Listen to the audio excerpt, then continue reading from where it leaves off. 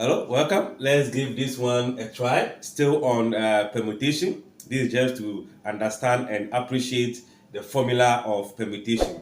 So if n permutation 2 is given to us as 20, we have to find the value of what? N. So this simply means that we need to expand. We have n permutation 2 giving us 20. We need to expand this by the formula for permutation, which says that if I have n permutation r is equals to n factorial divided by n minus r factorial. That is what it means. So here, I'll only expand the n permutation 2 to be equals to n factorial divided by n minus 2 all factorial. Let's make that equals to 20 from here.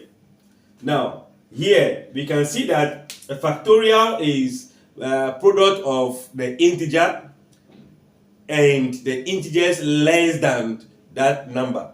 So for example, I am going to have n minus 1, n minus 2 factorial divided by the n minus 2 factorial, which is equals to 20. This one cannot end here, it can continue. But because I'm seeing n minus 2, that is why I end. It could have continued to get to where we have n minus r plus 1.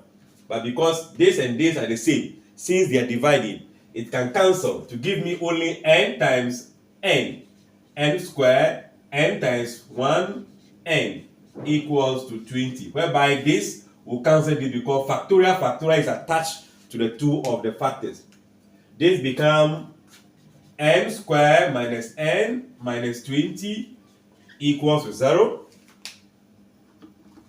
What do we do? This is a quadratic equation, finding factors of minus 4 and minus 20. When you add, you get negative 1.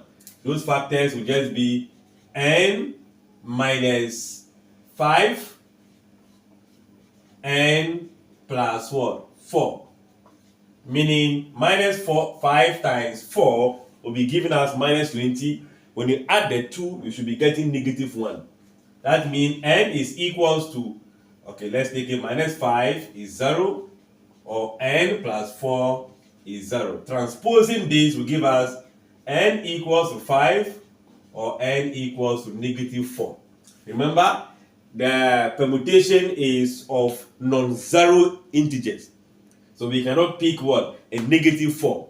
So therefore, the value of n is going to be only 5, since negative numbers cannot be included in the permutation. Thanks for watching. Like, share, comment, and subscribe.